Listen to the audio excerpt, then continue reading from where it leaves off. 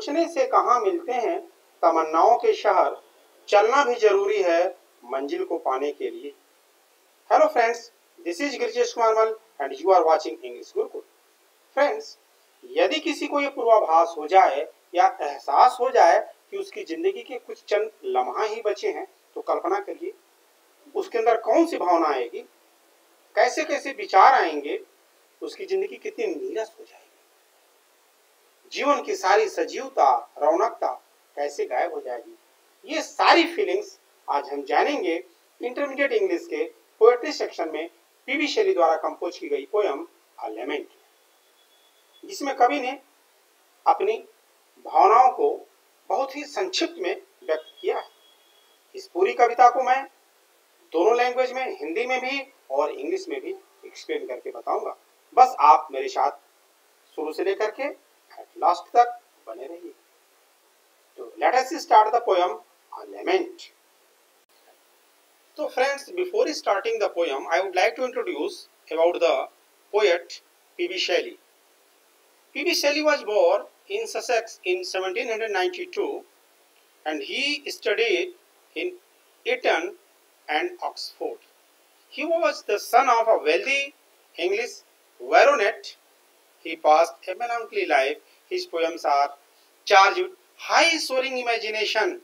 In his poem we find an unsurpassable lyrical quality, Greek philosophy and love of nature. Actually, जहाँ तक poem की बात है, तो ये जो पोयम है अ लेमेंट, इसको 1821 में कंपोज किया गया था। उस समय पीबी शैली जो हैं 28 साल के थे और उन्हें इस बात का रियलाइजेशन हो गया था कि अब वो बहुत ज़्यादा दिन तक जिंदा नहीं रहेंगे, कुछ चंद दिन ही उनकी ज़िंदगी के बचे हुए हैं। तो जब उनको ये पता चल गया कि अब हमारे जिंदगी के कुछ चंद दिन ही बचे हुए हैं, तो उनकी जो युवा, 28 साल की उम्र में आदमी युवा ही होता, तो उनका ये जो युवावस्था का जो रौनकता था, जो जोश था, वो धीरे धीरे सब फेडेड हो गया, डिजेक्टेड हो गया। ठीक है, अब वो अपनी युवावस्था का, अपने जोश का आनंद भी नहीं ले पा रहे थे।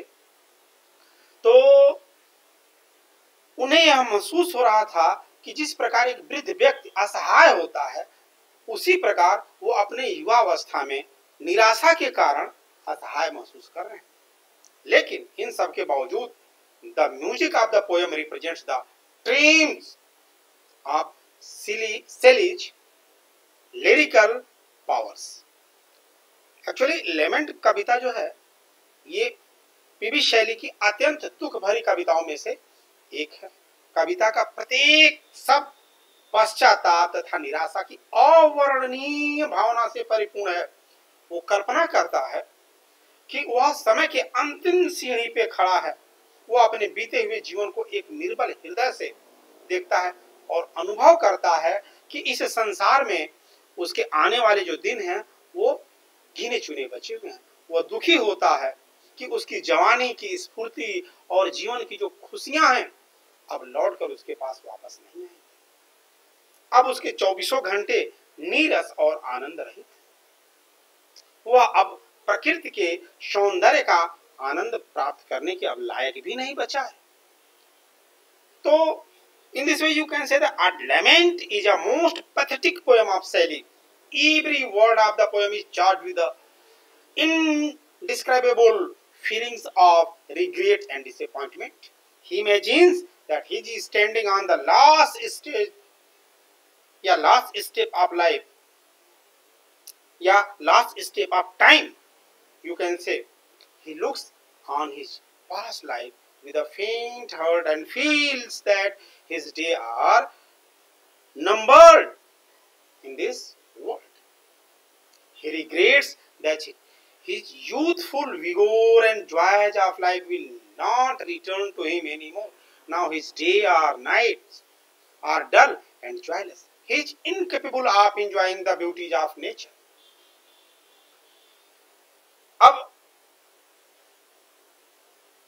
हम सीधे कविता को स्टार्ट करते हैं, स्टेंजा से शुरुआत करते हैं। अभी आपको एक ही चीज क्लियर हो जाएगा। एक्चुअली ओपनिंग जो लाइन है, देखिए O world, O life, O time, on whose last steps I climb. O world, वो लाइफ, वो टाइम। एक्चुअली ये जो तीनों शब्द हैं, वर्ल्ड, लाइफ, टाइम, ये पीड़ा सूचक शब्द हैं, क्योंकि संसार में कवि के जीवन के अब समय का लगभग अंत सा हो गया है, अंत होने वाला है। On whose last steps I climb, last steps, अंतिम सीढ़ियां। ट्रेम्बलिंग, ट्रेम्बलिंग होता है कांपना। At that where I had stood before, when will return the glory of your prime. Prime, prime means होता है जवानी, और ग्लोरी मीन होता है आनंद, जॉय। नो मोर, ओ नेवर, अर्थात इस संसार में कवि के जीवन के समय का अब अंत होने वाला है। अतः ये तीनों शब्द वर्ल्ड, लाइफ और टाइम, ये कवि के हृदय की वेदना को व्यक्त करते हैं। कवि इस संसार की तुलना एक सीढ़ी से कर रहा है, जिसके अंतिम डंडे पे, अंतिम पौधान पे वो खड़ा है। ऐसा प्रतीत होता है कि उसे अपने निकट आती हुई मृत्यु का पूर्वाभास हो गया है, क्योंकि यह कविता जब लिखी गई थी ना, ठीक उसके 1 साल बाद कवि की मृत्यु हो गई। जिस संसार में भूतकाल में उसने परेशानियों, कठिनाइयों का मुकाबला बहादुरी से किया था, आज वही भय से कांप रहा है। वह स्वयं से प्रश्न करता है, स्वयं से पूछता है कि उसकी जवानी का वह आनंद कब वापस आएगा। घोर निराशा से वह स्वयं ही उत्तर देता है कि वह आनंद अब कभी नहीं लौट के आएगा। देखिए कितनी बड़ी बात है। कह रहा है कि O world, O life, O time, on whose last steps I climb. ये जो पीड़ादायक शब्द है, कहता है कि सीढ़ी के अंतिम पौधान पे मैं खड़ा हूं, जहां पे मैं बड़ी बहादुरी के साथ परिस्थितियों का सामना करता था, लेकिन आज मैं कांप रहा हूं। कवि की अंतरात्मा इससे पूछती है कि when will return the glory of your time? आपके जवानी की जो जोश है, जो शान है, जो खुशहाली है, वो कब लौट के आएगी। खुद निराशा में उत्तर देता है, ओ नो नेवर, कभी नहीं आएगी। यानी कि the first line of this opening stanza is full of pathos, because he had realized that he would not live long and his end of life was quite near. He compares his helplessness in the present of his bravery and courage in the past, with which he had fought against the troubles and difficulties boldly. He compares his life to a ladder and imagines himself to be standing on the last step of a ladder. It appears that he had a premonition, premonition का पूर्वाभास होना, premonitions of his approaching death, because he died only a year after he wrote this poem. So the poet had fought the troubles and difficulties very bravely in the past, but now he is trembling with fear at the thought of them. He is so much disappointed that he regrets that his youthful vigors and joy of life will never come. So the poet has used very aptly the apostrophe and metaphor figures of his speech in this stanza. देखिए ओ word, sign of exclamation का देखिए यहाँ पे चीज ओ line, तो apostrophe का कितना बढ़िया प्रयोग किया गया है, यहाँ पे मेटाफर का कितना बढ़िया प्रयोग किया गया है। चलिए तो अब नेक्स्ट स्टेंजा जरा देख लेते हैं। Out of the day and night, बहुत छोटी सी कविता है, केवल there are only 2 stanza in this poem. तो out of the day and night a joy has taken flight. Day and night यानी रात दिन, यानी संपूर्ण जीवन। A joy has taken flight, taken flight, गायब हो जाना, अदृश्य हो जाना।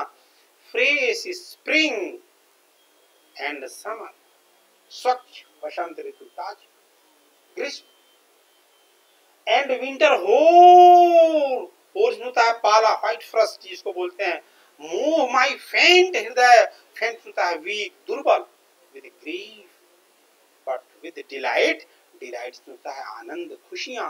ओ नो मोर, ओ नेवर। कवि कह रहा है कि मेरे जीवन की प्रत्येक घड़ी से जो आनंद है वो गायब हो गया है। Out of the day and night, मेरी पूरी जिंदगी से जो खुशी है A joy has taken flight. जो आनंद है वो एकदम गायब हो गया है।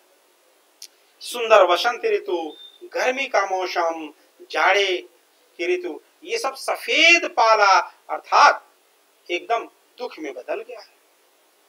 समस्त प्रकार के प्राकृतिक जो सौंदर्य हैं वो मेरे दुर्बल कमजोर हृदय को दुख से प्रभावित कर रहे हैं। फिर खुद से प्रश्न पूछता है कि आनंद से उसे कब भरेंगे उसके जीवन, अर्थात उसके जीवन में खुशियां कब आएंगी। उसकी अंतरात्मा उत्तर देती है, अरे नहीं, अब कभी भी नहीं लौट के आएगी। यानी कि this is the one of the most pathetic poem written by P.V. Shelley. He wrote this poem before 1 year of his death. Just I have told you, every word of it is charged with an indescribable feeling of regret and disappointment. He regrets that his youthful vigor and joy of life will never return to him anymore. In this concluding stanza, the poet feels that his days and nights are full and joyless. The joy of his life have disappeared from his entire life. The beauties of nature which used to fill him with joy in the past now only add to his sorrow and disappointment. अब जो जीवन इसका खुशियों से भरा हुआ था, अब दुख से और निराशा से भरा हुआ है। Instead of sending a thrill of delight into his heart, they only intensify his grief. He asked to himself whether he would ever get that delight or not. At once his soul answers that joy has gone forever and never to return. तो ये था friends आज की कविता अ लेमेंट। बहुत छोटी सी कविता है, उम्मीद है कि आपको पसंद आई होगी। आपको कैसा लगा कमेंट में जरूर लिख के बताइएगा। और ये मेरी अच्छी लगी तो लाइक करिएगा, शेयर करिएगा, और अभी तक यदि आपने मेरे चैनल को सब्सक्राइब नहीं किया है तो प्लीज सब्सक्राइब करिएगा। Thank you.